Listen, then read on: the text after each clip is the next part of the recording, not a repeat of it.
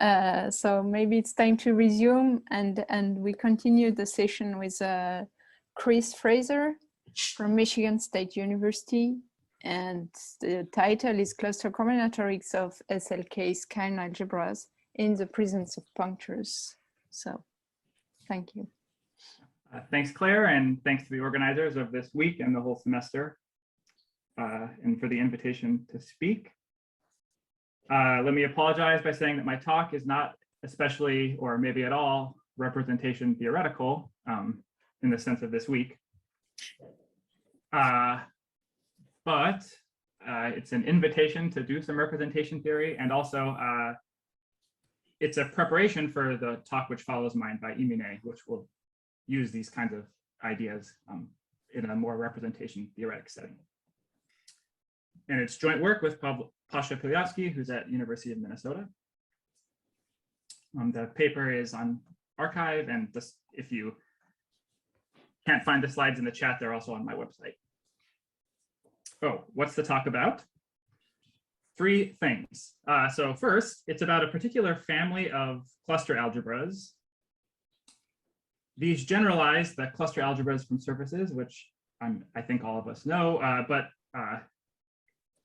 that story is like the SL2 story, and I'm talking about the SLk story, so some higher rank generalization of that familiar story.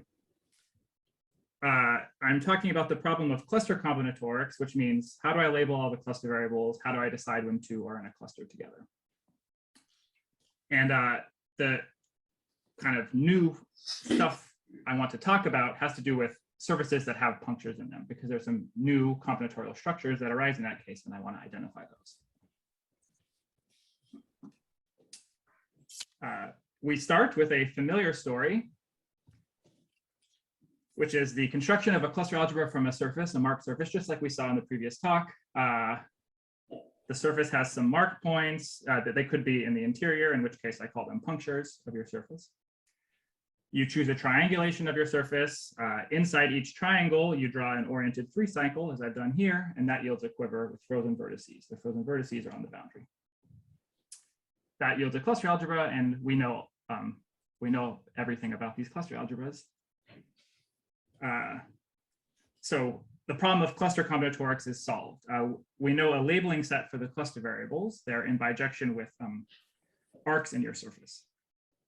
So they were called curves in the previous talk, but for me, an arc is something that starts at a mark point, winds around, and ends at a mark point. And a curve is something that does not end at mark points. Yeah, okay. And the statement I just made is only true when your surface has no punctures. We'll have to fix it in a second.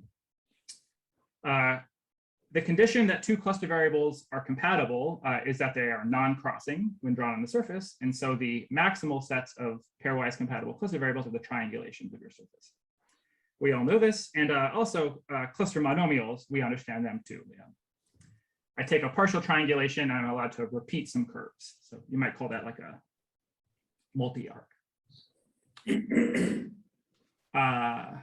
Yes. Oh, and we also kind of, the preceding data is all indexing data, combinatorial, discrete data, but we also know how to work with these things algebraically. The algebra, the cluster algebra, it's the vector space spanned by products of arcs and curves, so monomials in arcs and curves. And you consider pictures such as those modulo these famous SL2 Skein relations, such as the Ptolemy relation, which has been mentioned, for example, in Sierra's talk this morning, but many other times. And there are other relations, not just this one, but that's kind of the most interesting one. You can use these to calculate exchange relations or Laurent polynomial expansions, etc. When S has punctures, the story changes slightly, as we all know. Instead of this kind of purely topological data, you have to tag everything in sight to get the correct story. And I'll explain tagging on the next slide.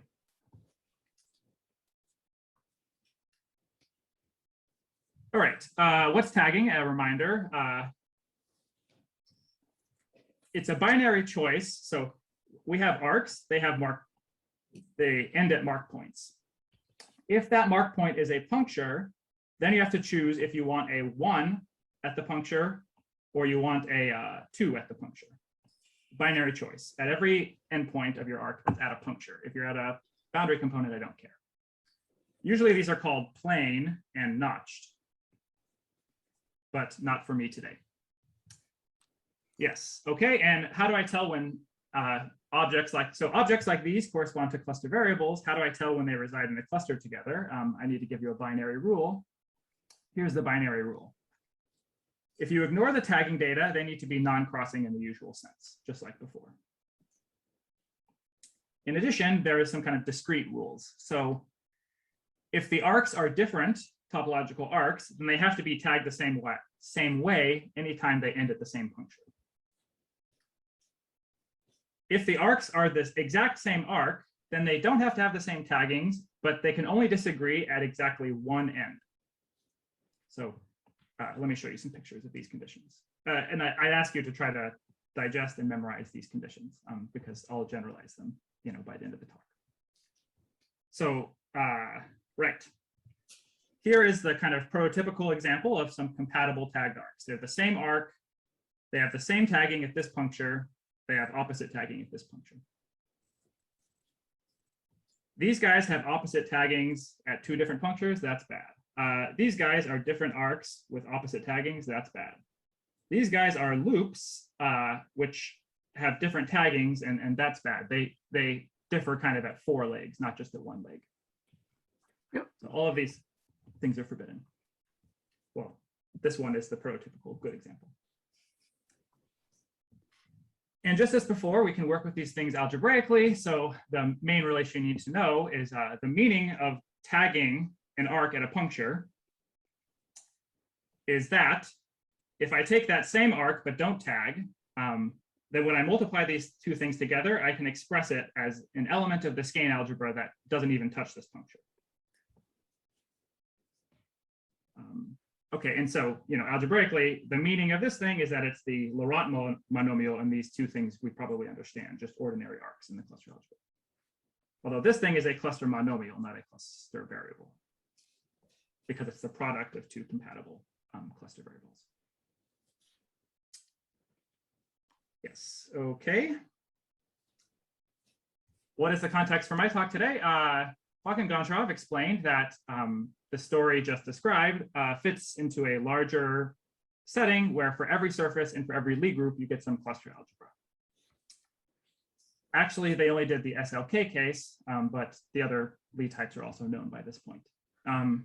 So for me today, this is an SLk talk, not a general Lie type talk. So we have this family of cluster algebras, depending on a choice of surface, but also on a choice of SLk. And if k equals 2, I get the preceding story. How does one construct these cluster algebras? Just the same way as before, but more complicatedly. So I choose a triangulation of my surface.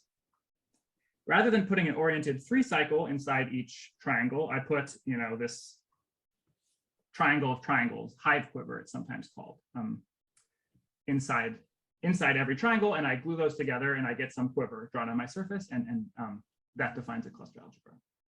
And I can flip edges and triangles, and those correspond to a sequence of mutations. This cluster algebra has a meaning. Its clusters provide you with rational coordinate systems on a certain moduli space. The moduli space of G-local systems with the extra decoration of an affine flag at every marked point. So I have an affine flag at this marked point, an affine flag at this marked point, and so on. And what's an affine flag?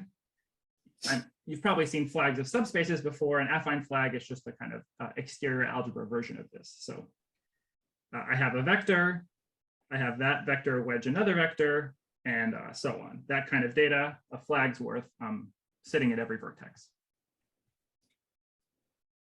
It's not very important to me that you understand anything about this thing, except maybe that there are affine flags at every vertex. These cluster algebras are interesting from a lot of perspectives. You can see a lot of things from representation theory, like Littlewood-Richardson numbers, or the Springer resolution, or the quantum group, or things of this nature by considering special cases of the surface and doing some constructions with it. And maybe another thing, they're related to spectral networks, which is a thing from mathematical physics. When k equals 2, we understand completely how things go, and kind of it's a big question mark how to generalize these things to other groups. But I will talk about that question mark today. Yeah, and to first order, what should you think? You should think that the higher notion of an arc in a triangulation has to do with drawing certain pictures in your surface. And these pictures are called SLk tensor diagrams. And their definition goes back to knot theory and maybe Roger Penrose and physics. But yeah, they've been around. But here are some illustrations of SL7 tensor diagrams. I think every single example in my talk today will be SL7. So what are the rules? Well, I draw some bipartite graph in my surface. It's allowed to plug into the marked points. And its edges are labeled by positive integers. And the requirement is that around every vertex, the integers sum up to 7 or k. So 1 plus 3 plus 1 plus 2 is the number 7. So this white vertex is happy. And I don't care about the, there's no such condition at marked points, but instead you should think that if an edge connects to a marked point and it's labeled by the number 3, then in the cluster algebra, so remember there's this affine flag sitting here. And this edge of label 3 means that I'm kind of using the third step of the affine flag in my algebraic constructions. Yeah, I don't require that these graphs be planar. For example, this is a perfectly fine to consider non-planar graph. It has a self-crossing. Okay, and one should think that this is kind of like a cluster variable in this higher cluster algebra, but I'll say more precise statements below. Okay, this is really an algebraic gadget. So you can construct just as before. Before we had the algebra generated by arcs and curves, modulo Skein relations, and there's a similar story here. So we consider formal sums of these pictures you can draw, and we impose certain relations which capture kind of some identities in SLK representation theory, which I'm not explaining or talking about. But these relations are known. And that's how you just add stuff formally, and you multiply stuff by superimposing diagrams, just stacking diagrams. So as an example, this is a SL7 tensor diagram. And this is a different SL7 tensor diagram. And I've illustrated their product. I just superimposed them. That's how you multiply things in this algebra.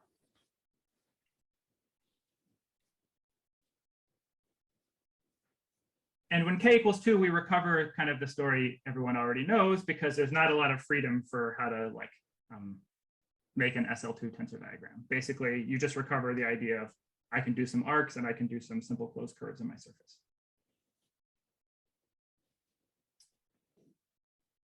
Right, and I said that these pictures are supposed to be cluster variables or cluster monomials or maybe canonical basis elements. And here's well, there exists at least a precise statement of this expectation in the special case that k equals 3 and S has no punctures.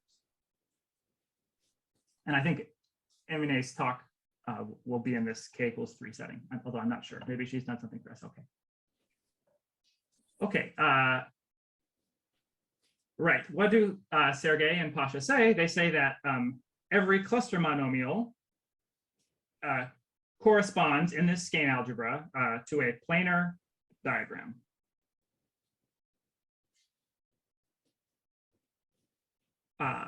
Right. Okay. This is interesting because this algebra, well, first of all, I didn't say this out loud. I expect that this algebra coincides with the cluster algebra, and there's some way you can identify the two. Okay. So that's the background. elements of the algebra are linear combinations of diagrams. It's interesting if every cluster monomial is not a linear combination with lots of terms, but rather just a nice, picture you can draw. That's a nice statement. It makes cluster variables something you can have in your head. So that's what Sergey and Pasha conjecture. And they also give an explicit combinatorial rule that says, if you hand me a planar diagram, I can tell you, is it a cluster monomial or is it not?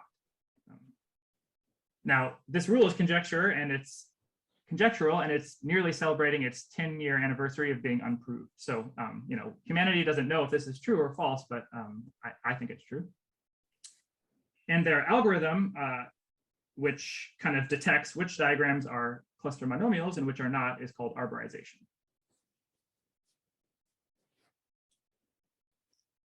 For higher values of k, we still expect, why not, that every cluster monomial is a planar diagram.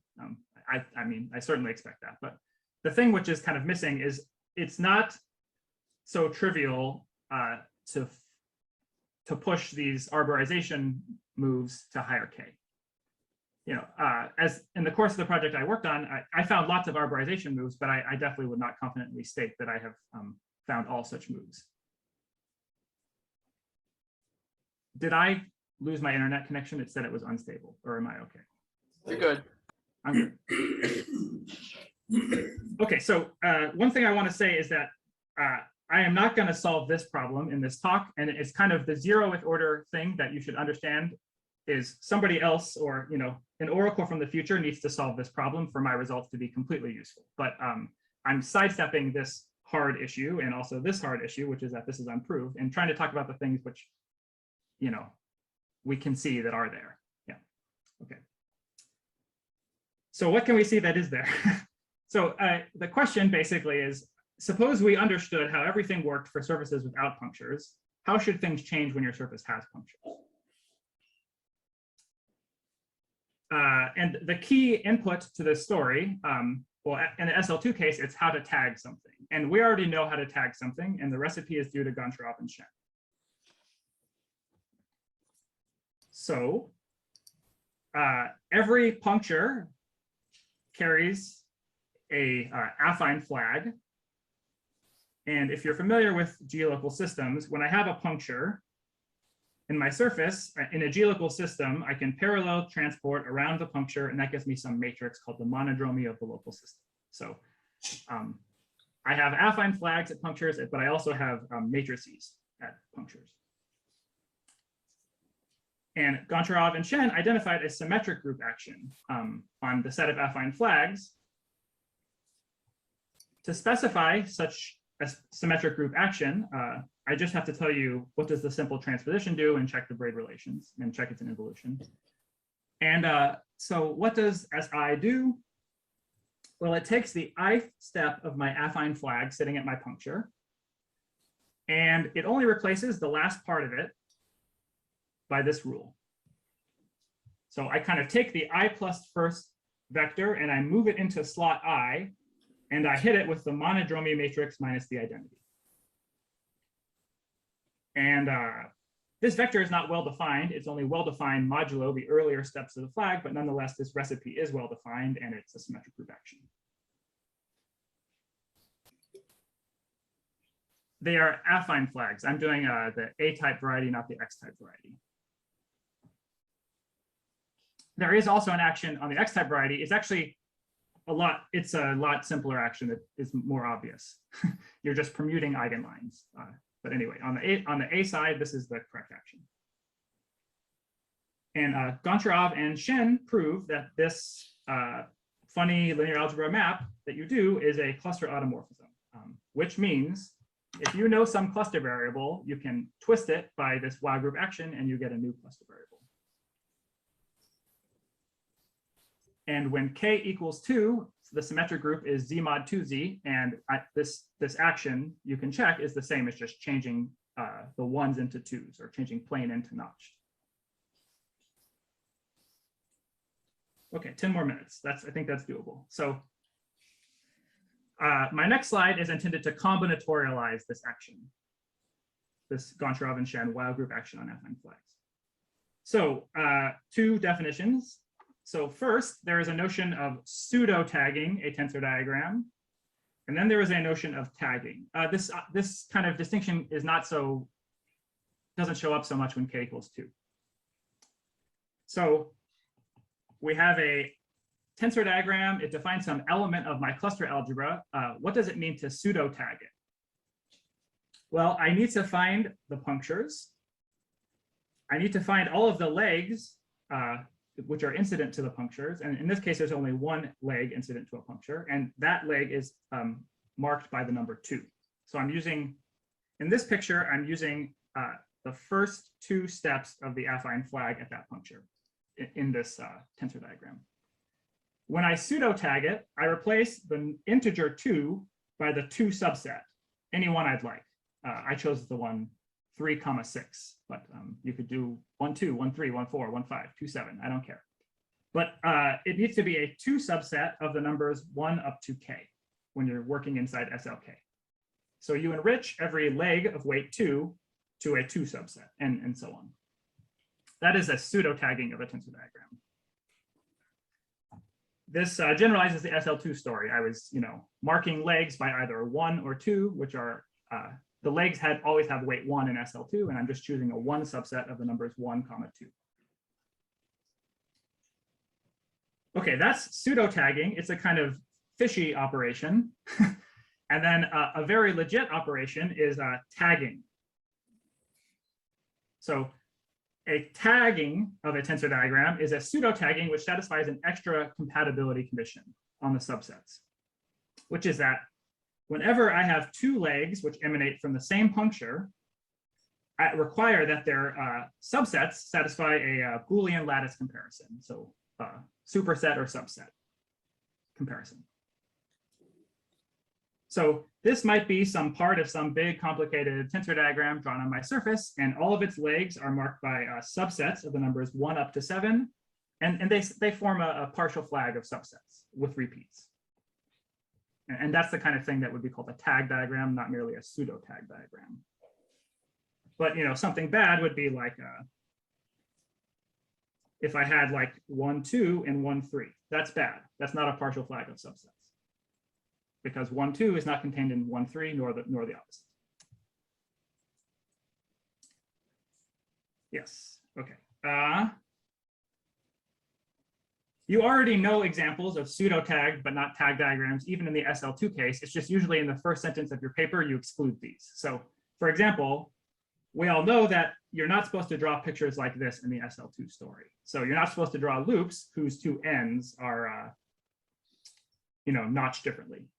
That's a pseudo-tag diagram, but not a tag diagram. But it still makes sense algebraically, actually. This diagram is perfectly fine, and in fact, it's a cluster monomial, but it's pseudo-tag, not tag, right? Because 1 is not contained in 2, and 2 is not contained in 1. What is the algebraic meaning of tagging or pseudo-tagging legs in the way I've told you to do? Well, you're supposed to do this Goncharov-Shen thing to the vector. So at this affine, at this affine flag, I see the subset 3, 6.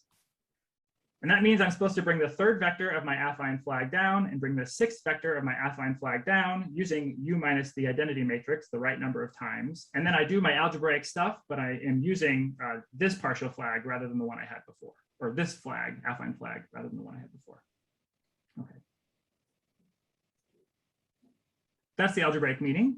And I will end my talk by saying 2 conjectures and 2 theorems that really have to do about the properties of this algebraic construction of replacing flags by kind of complicated stuff like this. So maybe let me pause for 30 seconds because I think I have enough time to say what I want to say today. So yeah, if there are any questions.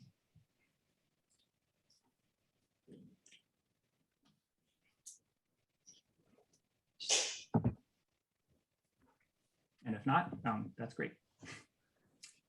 So to pseudo-tag a diagram is to pick an M subset for every leg of weight M, and it's tagged if, moreover, they satisfy containment conditions. All right. Here are our conjectures and then theorems which follow them. Right. So the first conjecture I think of as being an extension of this Fomin-Pylyavskyy kind of intuition, but to arbitrary surfaces and with punctures and arbitrary values of k, not just k equals 3. So the conjecture is that every cluster monomial in this family of cluster algebras is given by a diagram which is simultaneously a planar diagram and also a tag diagram. So at every puncture, all of the legs satisfy some compatibility condition. Okay. Easy thing to write down, hard thing to prove. This is a non-trivial assertion because what is a cluster monomial? It's a product of things. How do I multiply things? Well, I stack them. Oh, Sal, do you have a question, or that's an accidental hand raise? Okay, no problem. If you do have a question, feel free to interrupt me. I multiply things by stacking them. When I stack things, they're typically non-planar and they're typically not tagged, right? I like stack a leg labeled by 1, 2 with another leg of weight 1, 3, and now they don't satisfy the containment condition.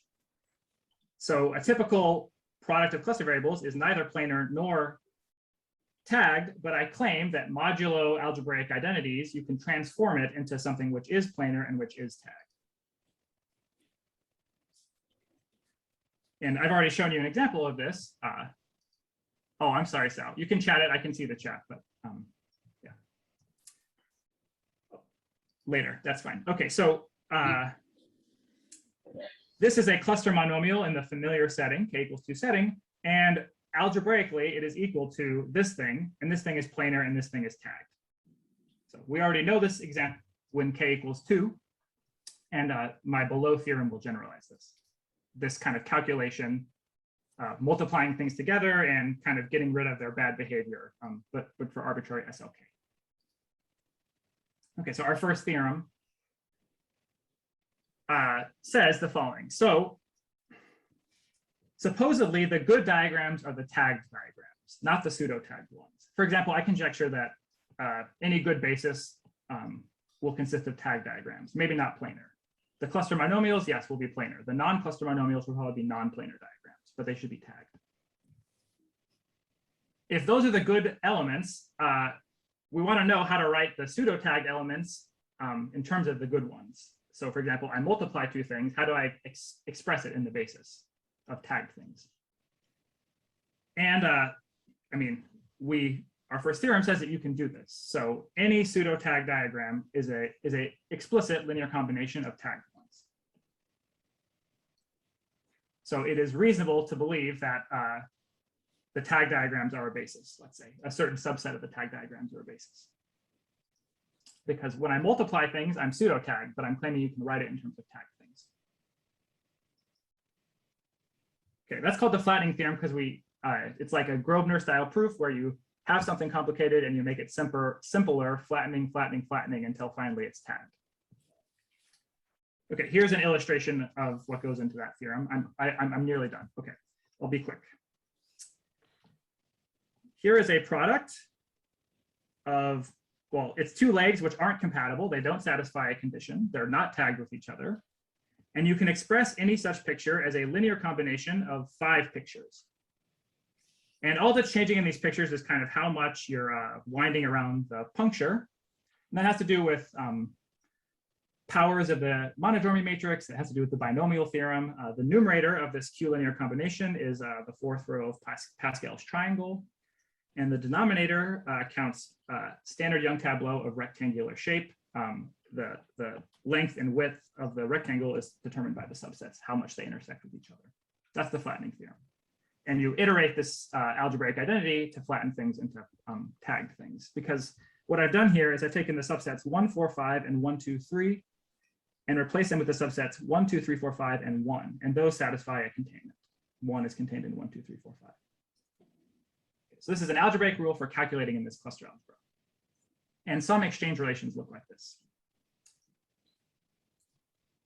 I have to hurry, so okay. I think this will take 2 minutes.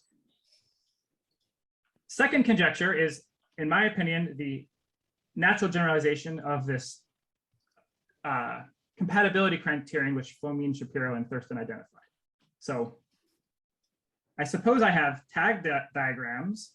So there's a tensor diagram and there's some extra combinatorial data of its tagging subsets at each leg. How do I know when they're compatible?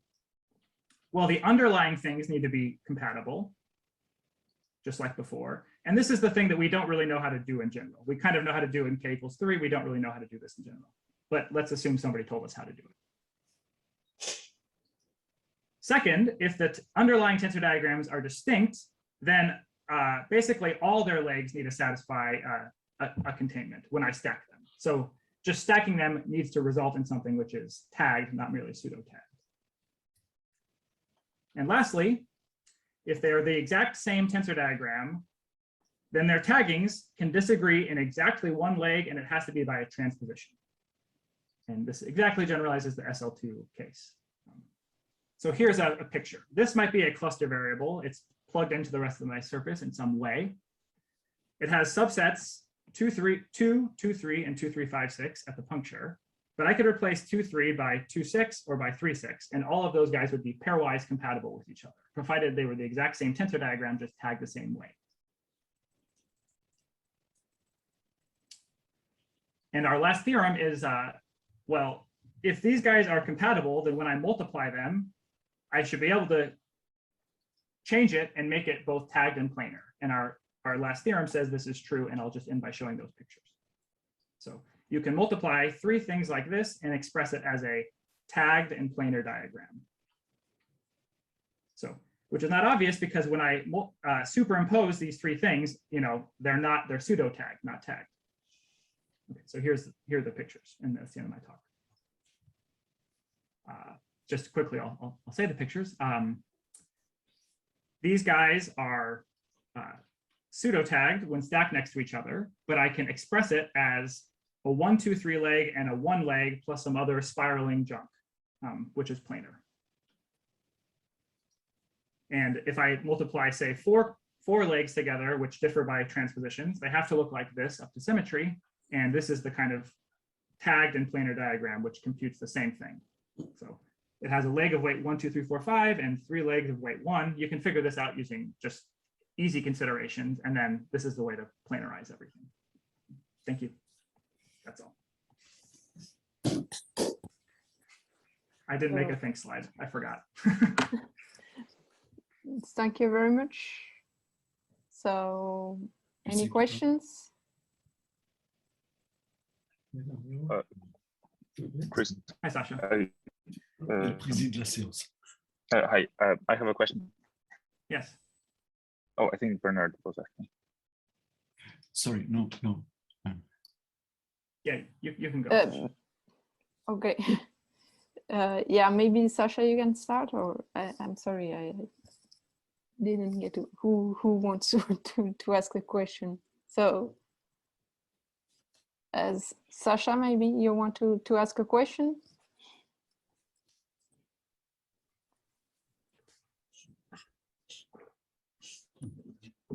No?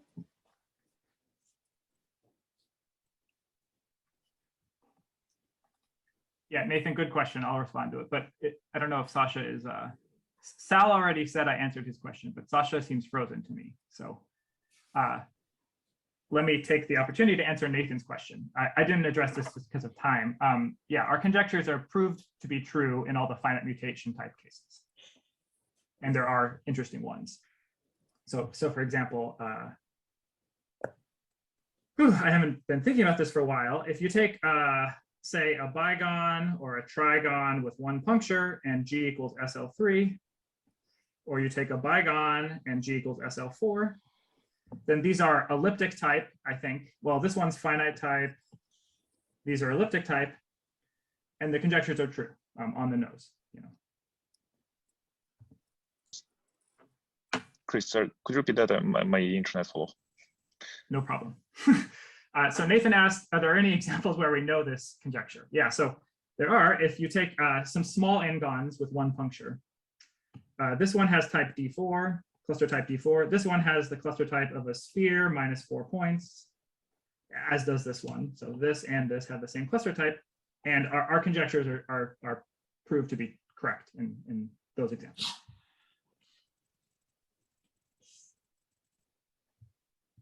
Can you explain again about affine flags at punctures? Sorry. Yeah, any specific question, or do you mean like what's the wide group action, or just what does it mean to have an affine flag at punctures? Or No, I understand what does it mean to have an affine flag at puncture, but I was under impression that Fock and Goncharov and Goncharov-Shen only had the usual flags at punctures, just because dimension-wise, so the number of cluster variables they provide just doesn't accommodate for an affine flag. Right. So yeah, let me explain that. It's an interesting thing. So on the X cluster variety, the one that's not Fomin-Pylyavskyy style, you have ordinary flags at punctures. On the A-type cluster variety, you have affine flags, which adds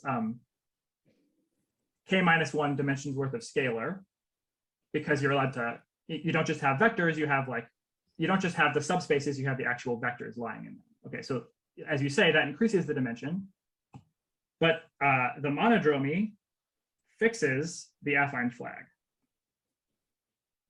And so we do not have generic monodromy around our punctures. We have unipotent monodromy around our punctures. And requiring monodromy to be unipotent exactly decreases dimension by k-1, which accounts for this.